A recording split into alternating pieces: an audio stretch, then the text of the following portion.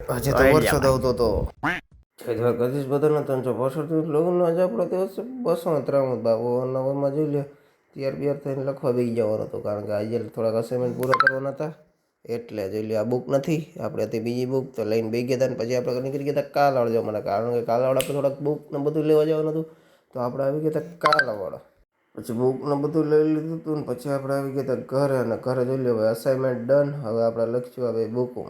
બુકમાં લખીને થાક્યા તો પછી માથે આવ્યા હતા જો આજે વરસાદ આવતો હતો પછી કર્યું થોડીક વાર આપણા વિડીયોની શૂટિંગ કારણ કે વિડીયોની શૂટિંગ તો કરવી પડે ને ભાઈ બહાર આવી રહ્યો છે વરસાદ તમને દેખાતો નહીં હોય પણ આવી રહ્યો છે બાપુ બેઠા હે અંદર અને વિચારતો હતો અત્યારે